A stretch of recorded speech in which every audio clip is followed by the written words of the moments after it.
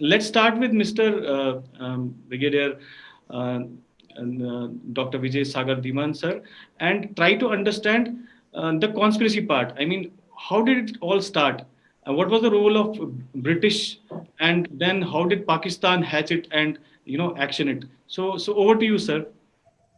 Thank you, Rakesh. Thank you so much. I am a little dismayed that General Jambal is not here because last about 2 years, I think we've had about 40 odd meetings with him and discussing the same thing. And in any case, he's my mentor and I pay a lot of respects to him. Besides General Jambal, I have Major Bram Singh, who's at the moment in Gurgaon. He was another one who was instrumental in my dissertation and Defense Services Staff College way back in 94, where I won the Lenten medal. I stood first in that particular thing on JNK. That's where my journey started. So today, when I'm addressing this particular issue on your channel, I must pay my tribute to both these gentlemen and many others who have been helping me. I mean, I've got a lot of well-wishers in Jammu who've been very, very, vociferous and give me a lot of accounts like Sardar Joginder Singh, who gives the live exam accounts, exactly what happened in 1946, 1947, 1948. So anyway, besides that, my tributes to those people before I begin. Now, let's see, today is 25th of October, and this is an eve of signing of Instrument of Accession, the much publicized and disputed document all over the world. And today we are here to talk about that. How did it happen? What happened? That particular thing, whatever narratives has come out from JNK amongst the various historians, they were British motivated or whatever be the motivation. They said something, and of course today we have a different narrative which probably was hidden, and we are trying to talk about it, rather highlight it. It is already known, but we're trying to highlight it. Now, what happened on 22nd October, which is supposed to be a black day, and in fact we had a couple of seminars where even I spoke in one of those, and we said it was 22nd. So what was happening on 22nd? Well, that was the day probably the Pakistani establishment in way of raiders.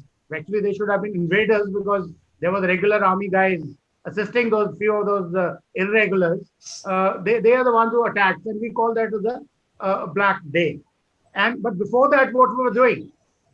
Well, they were all getting collected in a place in and around Abbottabad, and they were waiting for this day. And why was this D-Day selected as 22nd October? What was so special about it? That is what I would like to talk about today. Now, the narration is that it was Maharaja Hari Singh who was a very indecisive person. He could not decide whether to join India or Pakistan, or he was wanting to become an independent, and that is why he delayed it. And Pakistanis became restless that despite standstill agreements, despite choking the supplies of J&K, doing other coercion measures, so they thought there was no other way but to attack and sort of coerce Maharaja to make in J&K state join Pakistan. But well, is that the narrative? If that was so, the things would have been different. Now, what was the situation at this time in Kashmir? Kashmir was absolutely peaceful. 22nd October was Dashara. Dashara Darbar proceedings were in progress. People were celebrating. Ravan Dahan was being looked forward to. So that was the condition in the Kashmir. Whereas the rest of India was burning. The rest of India was full of communal carnage. And there were lots of loot, arson, and all kinds of things happening. But Kashmir was peace. So then what is the significance of this particular day on that day? They say that somewhere in the afternoon, a radio message came from Muzaffarabad. This was from one of the guys from Forjak, which was half intercepted. It said, Kashmir sab tabah ho gaya hai. Correction, Muzaffarabad has been captured. It has been looted. There's a loot, arson, rape, whole lot of things going on over here. So that was the time Maharaja Hari Singh made an assessment. Initially, he said, ki main khud chalta hu. But then thereafter, he decided, the Chief of Staff, Brigadier Rajinder Singh, who said, sir, I will go, I will see what it is. So he took about a handful of men with him. Basically, they were Maharaja's guards or cook, dhobi, nachi, mochi, nai, whatever nafri was available of the Jammu and Kashmir forces. So he took about 100 odd men and proceeded towards Uri. And that is the time he went there and they stopped the raiders and gave those valuable 3-4 days time to the Indian Army to come. And of course, the valor of people like Subedar Duni Chand, Narsingh Dev was there, and then Captain Prithi Singh, Brigadier Rajendra Singh, they could do it. So this was the narration. Now, the point is, why did this happen? Did it happen because Pakistan thought that as per the Independence Act, Kashmir is a Muslim majority state, so they should come to them? Was that the narrative? Was that the requirement? Now, or there was something else? So that I will try and discuss with you in another 5-10 minutes, whatever time that I have. But before we go there, let's see what was the geography of Jammu and Kashmir state. Jammu and Kashmir state is located at a place which is a gateway to Central Asia. If you heard of a thing called Pamir Knot, this is the knot from where all the mountain ranges, Karakoram, Hindu Kush, Kunlun, everything emanates. And this is a potential gateway to the Central Asia and also the Central Asian Caucasian oil fields, the minerals, the oil fields, and then further to Eurasia and into Europe. So this is a geostrategically, location-wise, a very, very important position which was needed by the British. And British, when they used to say that sun never sets in British Empire, they were all over the world. So they used to do these strategic calculations. And those days also, if you remember, they used to have lots of expedition in these regions of Ladakh, Gilgit, in Afghanistan, and all kinds of places. So they were interested in those places. So this particular thing, they thought that in case someday there is a war, at that time, when I'm talking, I'll tell you which era to go back to. The concept of World War was not there, but British minds were working. I'll tell you a little later. So that is the strategic importance of this place. So British thought if this particular region remains under their control, even after India gets independence, so they should be able to do something over here. But unfortunately, what happened was that the Nehru-Gandhi conglomerate, which was working for the independence of the country, wasn't seemingly to be in line with the British thinking. So British were very sure that in case we give independence to India, the Nehru-Gandhi, this leadership will not budge this thing, because their ideas were non-alignment, peace, etc., etc., etc., those kind of things. Whereas, on the other hand, the Jinnah, the other contender in India, was more of a westernized guy. He was more of a British rather than a Muslim from India. And he was more amenable to their way of thinking and more leanings to them. So they tried to give a bait to Jinnah. Okay, you talk about Hindu Muslims, we will give you Pakistan on Muslim this thing. So that was the kind of a position at that time. But now, then what happened? At that time, because when they tried to sort of coax Jinnah into asking for a Muslim nation, then they said, okay, we will have an Independence Act. And if you all remember, initially the Independence Act was signed by the Churchill government, and the date of independence of India was 1948 and not 1947. But then it so happened that Churchill had to go and Attlee had to come in his place. So one moment Attlee came, Attlee saw this after World War, Attlee saw this thing in a very, very different manner. He said, we must hurry it up. Otherwise, if we delay our annexation process, so thereafter there will be a problem.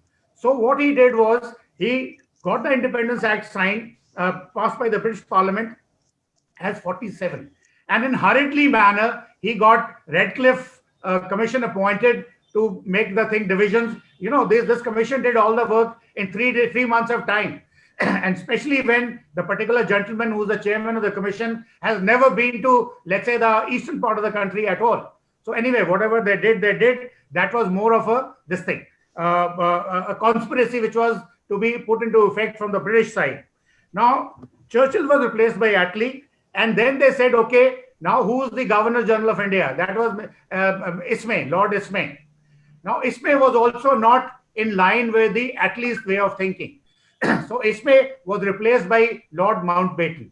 Now, Lord Mountbatten's the connections were that he was very friendly to Jinnah as well as Nehru, and Lady Mountbatten was extra friendly to Nehru. So they thought that whatever we want to be doing in India, we will be able to post Nehru also as well as Jinnah also. So that was this thing. And thereafter, now they said, what is the military setup over there in India? they had Auchinleck as the commander-in-chief of the armed forces of the Republic of Union of India, Indian country, which is under British. But moment they gave independence, the command of the Indian armed forces was taken over by a guy called Lockhart, and the command of forces was Pakistani army was taken by General Messervy. And now, who was the commander-in-chief of the J&K state forces? And that was Lord Scott, correction, General Scott. Now, General Scott was the one who was the commander-in-chief of the J&K forces at that time. And he said, okay, after 47, I will be leaving. So he left the scene. What he did before leaving, that I'll tell you a little later. But with this kind of a setup, where you have a Governor General who's seeing what British Parliament Prime Minister is telling him, you have a Chief of the Army Staff who controls both the army chiefs of both the countries, and then you have a Chief of J&K forces who was also there, who was just leaving, and before leaving, he put his strategy on ground. Now, the point is that J&K being the Muslim majority state, so Pakistan got they could not wait for more time for Maharaja and they attacked. Is that the narrative? Is that the thing which was actually happening? Kashmir was most peaceful. There was no Hindu-Muslim communal divide at all. Kashmir was not with Pakistan at all, whether it was through Sheikh Abdullah or otherwise. The Muslims and Sikhs and Hindus of Kashmir, and in the spirit of Kashmiriyat, they were already into a one entity, total unit. So where does this communal thing of joining the Pakistan or raiding it come from? So whatever this was to happen here, another thing which I would like to mention over here, the Indian Independence Act, when it says that states with a Muslim majority should join Pakistan and Hindu majority can join with India, that was only applicable to the states which were under the British dominion and not the independent states. So this theory is not applicable to J&K at all. The condition in that act was that if the Maharaja of an independent state, he or with the wishes of his public, that was his prerogative, whichever state to join, depending on other factors like contiguity and others. So that was not applicable to it at all.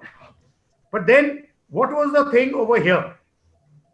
Now, why were the British so, sort of conspiring about J&K against the Maharaja, or coercing it to join Pakistan?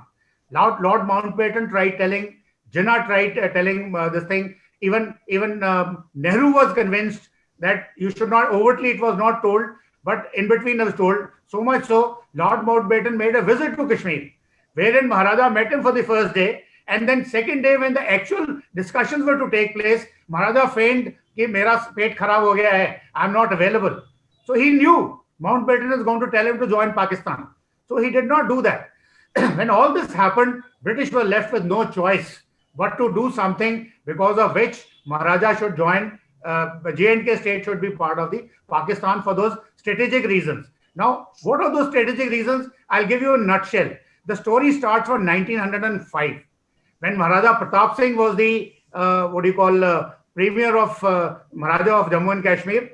So that is the time I told you, British, since they were said, sun never sets in British Empire, they were conspiring on the geostrategic angle even from that day. So they tried telling Maharaja Pratap Singh that we should have till then, there was no British resident in J&K state. So with great difficulty, they were able to push a British resident inside Jammu and Kashmir state. And they could do nothing beyond that. And they even tried to have something called doctrine of lapse. If Maharaja doesn't have a son, the state automatically goes to the British Dominion. But then Maharaja last moment said, okay, my brother's son will be Maharaja Hari Singh. He will be the premier. So he saved the thing. Now, Maharaja Hari Singh, when he came up, British made sure that Maharaja Hari Singh is educated their way. So they sent him to Mayo College. So in Mayo College, where Maharaja Hari Singh was educated, and British thought that he will become one of those other monarchs in the rest of the country. And then later on, his rest of the education was done in England.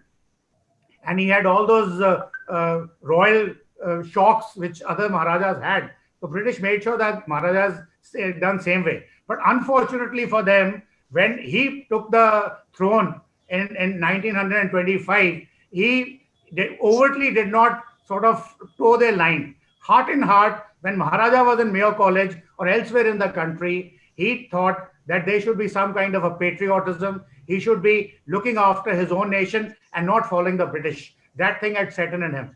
And the final death knell, I would say, came when they made him a chairman of the Chambers of Prince and called him for roundtable conference in 1930. Over there, Maharaja's statement irked British like anything. Maharaja made absolutely pro India statements and not pro British. So British said, now what to do with this guy? So again, they put a doctrine of lapse.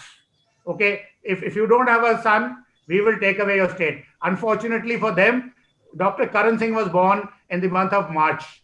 So what they did was in the month of July, they did that famous the Martyrs' Day, which we've been celebrating till date. That incident that happened in British residence Khansama and all those riots that took place in Kashmir and a lot of people died. That's a different story altogether. But the point was that was a trigger British had put to make sure that the permanent masses in Kashmir, in Srinagar, go against the Maharaja. But to what extent they happened or not, that is a separate question. But the British tryst against the Maharaja had already started.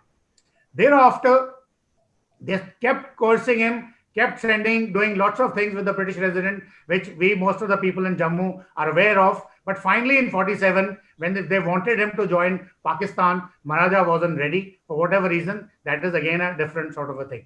But now what happened?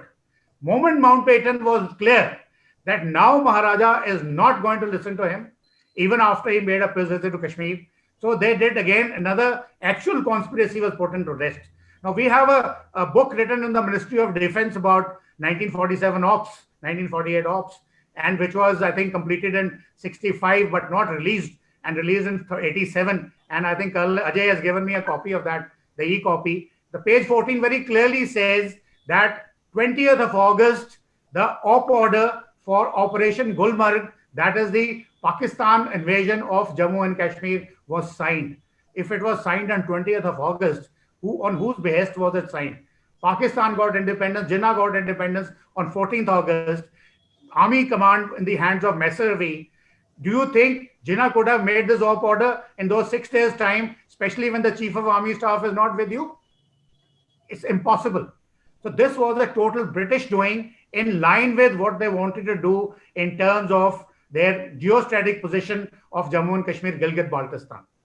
Also, they had another operation on with the help of Major Brown, where Brigadier Gansara Singh was imprisoned. And again, the same Jammu and Kashmir Rifles, Muslims versus Hindu, Muslims killed Hindu on the Shara Day, blah, blah, blah. That is again a different thing, but part of this. Now, talking about this Operation Gulmarg, how did we come to know about it? 20th of August, then there's a brigade in Murree, Murree, I'm forgetting the name of the place. The op order reached as a top secret document. It was opened erroneously by the brigade major, Major Onkar Singh Palkar. And the moment he saw, he says, what is this? There is an attack going to happen. Now what to do? So brigade commander was Brigadier Murray, not British, but Indian. But then he was away from the headquarters. So Major Kalkat rang up Brigadier Murray and told him, sir, this is what has come. So he was told, please seal back the op order back and do not talk to anybody. And you will not disclose to anybody. That means Brigadier Murray knew that it is going to happen. And at that time, immediately, Major Kalkat was put under house arrest. Now, Major Kalkat was told that if you disclose the contents of this particular thing to anybody, your going back to India will not be possible. You will be killed. Your family will not be allowed to go back to India, and you better keep quiet. So Major Kalkat had no choice, and he was house arrested. But then Major Kalkat knew that this is something very grave that's going to happen, and Indian establishment must know about it.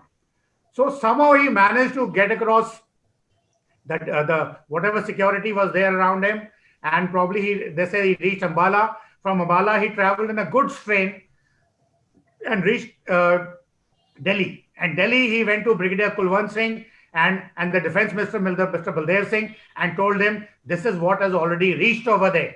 But they did not believe him. They said, what you're talking is nonsense. How can Pakistan attack? Pakistan army is not in a position.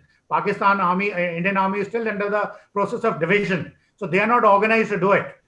But then this was not Pakistanis who were doing it. This was the British who were doing it with their might, with their machinations. So all those things were happening. So anyway, this opportunity was lost.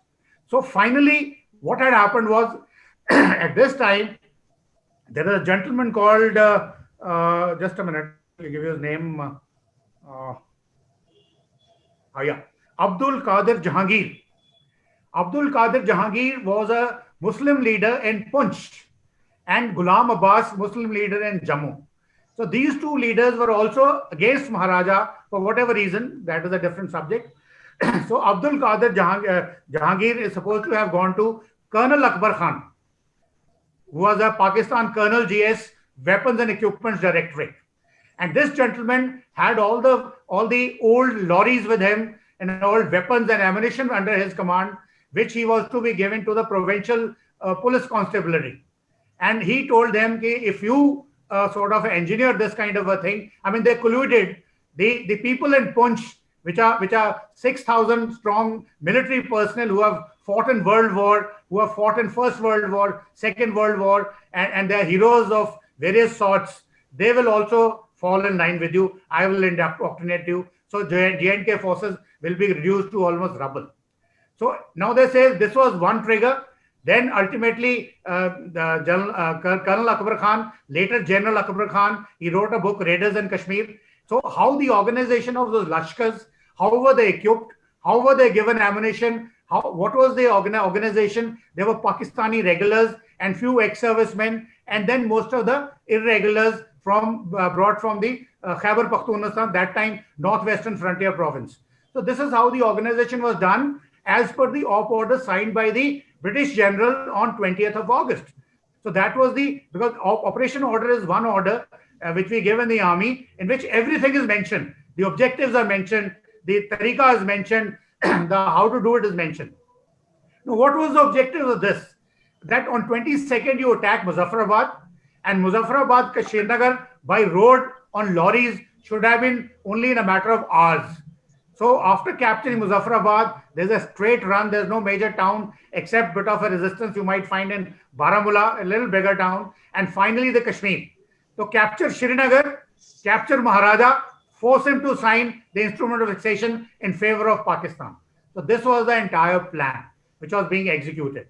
And this was done on 22nd of August, and this is how it was done. Now, before I tell you how they moved towards Srinagar from Abbottabad, Muzaffarabad, the General Scott, before leaving, his assessment of the entire things in front of Maharaja was that whatever is going to happen in 1947, there is no way Pakistan can attack India.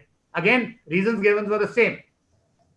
But there will be law and order problems.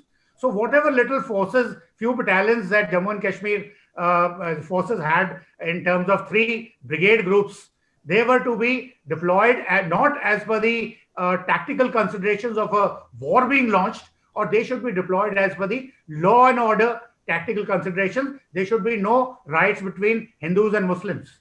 But as I told you, entire valley was absolutely quiet. So there was no question of any Hindu-Muslim riots in Kashmir at that particular time. Now, what happened was, what he did, he said, okay, 1 battalion I'll put in Muzaffarabad axis into 3-4 company locations to look after the law and order.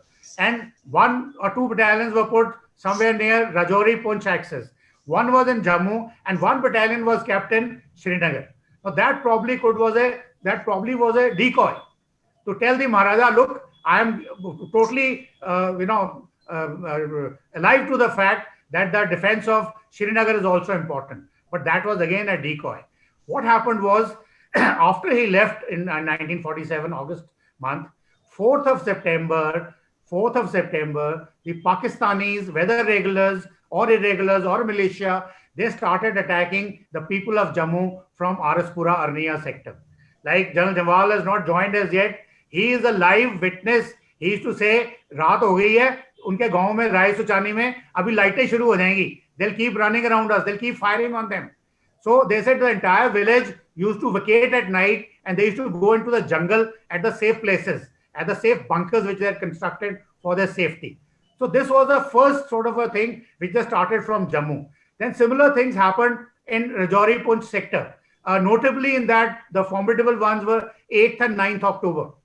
And that is the time places like Jhangad, and there is a fort over there. And I'll just tell you the name of the place, Noshera. So all these places were attacked and they were captured. So, and there were the attacks on a place called Ovin Patan and Fristo Fort. Rajay, you will correct me the pronunciation if I'm doing it wrong. Is a Firsty or Fristi Fort or something. So these kind of actions which took place as a preliminary actions against J&K state before the actual assault on 22nd, they forced Maharaja to shift the reserve battalion at Srinagar to Jammu. As a result, Srinagar was absolutely defenseless. So if those people would have started from Muzaffarabad in lorries and they had no sort of a resistance right till Srinagar at all, they would have captured Srinagar, they would have captured Maharaja, and they would have also forced Maharaja to sign the instrument of fixation at that time. So with this kind of a thing, this was a time when this 22nd October happened, and Brigadier Rajendra Singh, along with few men, 100+ men which he could collect from Maharaja's guard, moved towards Uri. So moment he reached a place called Hatiyan, so that is the time they confronted with the refugees who were coming on Tongas from that side towards Srinagar. They asked them what exactly has happened. So they narrated them the story that this is what has happened with the people of Muzaffarabad, and there are 500 lorries full of about 6,000 to 8,000 men, totally armed, and they're proceeding towards Srinagar. So that is the time Brigadier Rajendra Singh ordered Captain Prithvi Singh and Subedar Duni Chand with a platoon each to take position in a place called Gadi. There were two hills across the road on both sides. They said, you take positions over here, and I will go back and brief the Maharaja. And I'll go back to Baramulla, brief Maharaja about the situation, and then I'll make the program. So when this happened, just a bit of a 2-3 lines I'll tell you. I think Ajay will tell you more about it, and General Jawal will tell you more about it. The heroes of our Jammu Kashmir forces, Captain Prithvi Singh, he took position with his platoon, and Subedar Duni Chand, who took position with his platoon, and along with Narsingh Dev Jamwal, who is a Padam Shri now, is a voracious writer and a great respected man, who was also there along with Subedar Duni Chand. So what happened was, moment the lorry started coming, Captain Prithvi Singh, single-handed with one man, charged towards the front lorry, fired at the lorry, captured the lorry, and sat in it and drove it back towards the Gadi where his own forces are deployed. But unfortunately, those people thought that this guy is a Pakistani lorry. They fired at him. Captain Prithvi Singh got sort of injured very badly. But unfortunately, the lorry was stuck over there. The tires bursted, and they closed the road for the entire day.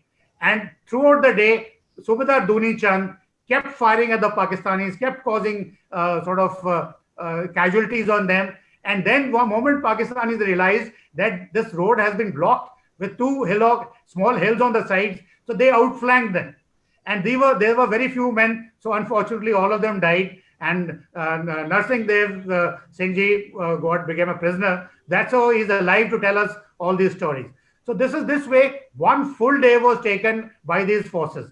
Now, in between, Brigadier Rajendra, whatever men he had left with him, he decided to blow up the bridge. Now, unfortunately, let me tell you, the situation of Jammu Kashmir forces was, and they had projected this to Government of India through Colonel Bhagwan Singh, that we don't even have explosives with us. But somehow, Brigadier Rajendra managed to get the bridge blown up. So another day was saved. Thereafter, raiders further came up, and then there was a battle of Mahura. Mahura was blown up. The entire Kashmir, entire Srinagar was without electricity thereafter. Then there was the battle of Rampur. Likewise, 3.5 days were gained by the forces led by Brigadier Rajendra Singh. And they say that last time he said he was injured himself. He told his men, okay, you all move back, take a position further back. Maharaja's order is last man, no allowing of the enemy to come in till the last man. I will sit here. Now, one account says he sat next to a culvert with a weapon in his hand. Second account says he was in a vehicle and somebody was retreating. And that guy said that Fauji Subadar Saab says that perhaps Brigadier Rajendra was alive. If I was not, in a hurry to get back, probably if I would have checked, I could have gotten back. So these are the stories which are eyewitness stories. We don't know what is true or not. The fact is, Brigadier Rajendra Singh laid his life to save Kashmir. That is a fact of life. Thereafter, when those raiders landed up in Baramulla, there are stories, there are guys, Shah Maqbool is there, Maqbool Sherwani is there, Khalik Parvez is there, and there's a Mr. Harbert Singh from Khadiniya. So these are the guys who have told us something about what happened in Baramulla. Baramulla used to be considered as a hill station as far as Pakistan was concerned. So whenever you want to go to a very beautiful hill station with Pakistan, so they were told raiders, look, you have Zar, Zan, and some Sona. The three words I'm forgetting. That is women, the land, and the money. Whatever you can get, you can get. This was the narrative of the raiders. So how could they be, the people who could be interested in anything else? And they did what they did. And I had the opportunity of serving in the United Nations in Jammu and Kashmir, and I visited the St. Joseph's in Baramulla, where I met the 93-year-old Italian nun who was herself raped in that particular thing. And she told me what all happened with her. Maybe on a later date, I'll tell you what all she told us about her account. But the point was, this is where those raiders started making merry. And if I'm not wrong, Eid uske aaspaas hi kahin thi, so they thought they must have a feasting over here. And that feasting gave us another one day. And in that feasting, they were very careful that the food, that Vazwan that was to be cooked, it was not cooked by the locals. So there was no love lost with them, the locals. And unfortunately, locals thought that they have come to save them from Indian Army. That was the initial narrative.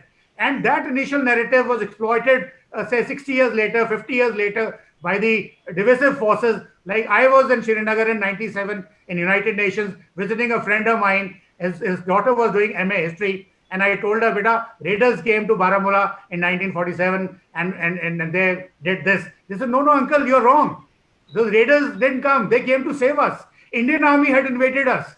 So this is the indoctrination of a child who is studying MA history, not a small kid who understands what history is. But this is the level of indoctrination. But nevertheless, what happened was those 4-5 days was saved. Ultimately, Battle of Shaltam was there when the Indian Army landed. There are a lot of eyewitness accounts of one of my friends' fathers, grandfathers, and Colonel Bhagwan Singh, late Colonel Bhagwan Singh, who is no more. I sat with him. He was at the airport to receive Lieutenant Colonel Diwan Ranjit Roy of 1st Sikh when they landed. He told us what happened, how was Fort Kamau employed, how Major Somnath Sharma, what conspired with them at the airport, how they decided about doing. So there were a lot of lacunas. But nevertheless, Indian Army fought the way it should have fought and finally got what we got. Today, Kashmir is with us because Indian Army saved it. But at the same time, I must also mention, Indian Army could save it only because J&K forces could give Indian Army those leeway of those 4 days, which were denied to us because of dilly-dallying of our Pandit Nehru, or maybe at behest of Mountbatten.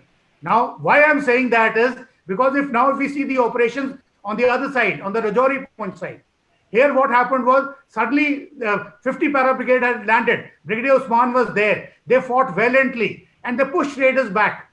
But they did not go to Muzaffarabad. They did not go to Kotli to save that massacre. Why?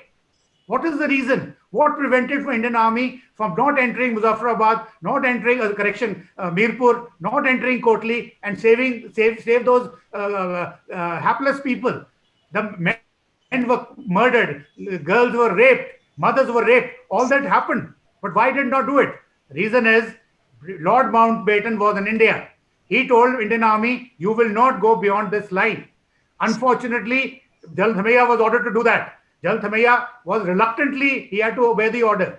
But Lord Mountbatten went for 4 days to England for his nephew's wedding. In between, as a result, Poonch is with us.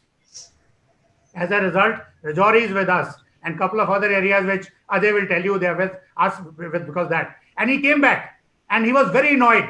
Why was Indian Army allowed to proceed even when I had ordered them not to do so? So at that time, Thamaiya said, look, I have taken this decision. He said, okay, now I hear you will not proceed. Now, what was the thing with Lord Mountbatten? Now Indian Army will not go further. Indian Army was already knocking at the doors of place called Murree in Pakistan. Kotli, Bhimber, everything would have been taken. And Indian Army had said that there should be no ceasefire. Nehru did not agree. Nehru, Mountbatten, they did not want Indian Army to go beyond that point. Because if Indian Army was there in Murree, Murree is just 60 kilometers, that to a hill station from Islamabad, where the Pakistani general headquarters, army general headquarters there. So if that was captured, the Indian Army could well have captured Islamabad itself. Then the idea of Pakistan, what British had contemplated in their mind for the Third World War, would have gone for a 6. What they would have done. So they did not let them proceed. That is a different story, that the Third World War was never a requirement, and British had to leave from this place in a very different manner. And that whole mechanization, whole conspiracy that they did for some perceived goal of theirs at some point in time did not happen. But unfortunately, whatever they did, whatever they thought, has created a bolte hain nasur create kar diya hai, which is I don't know how many more centuries it will take to sort of sort it. And they have condemned the entire population of Jammu and Kashmir to misery for life. But then at the same time, yes, we have heroes like Maqbool Sherwani. I saw his name being given a couple of days. Let me tell you, Army always remember Maqbool Sherwani. 2nd Jackali is a Sherwani, Maqbool Sherwani battalion. We've been giving him enough honor. But now let's not politicize it. But the fact is, it is not only Maqbool Sherwani, it is Subedar Duni Chand, it is Captain Prithvi Singh Salatia, it is Brigadier Rajendra Singh, and many, many more, Narsingh Dev, many, many more whom we don't even know. They gave their lives for us and made sure that today we are not in Pakistan. Today we are having a seminar over here, openly speaking whatever we want. The same liberty is not afforded to guys who are in Pakistan. Absolutely. Thank you very much. Jai Hind and Jai.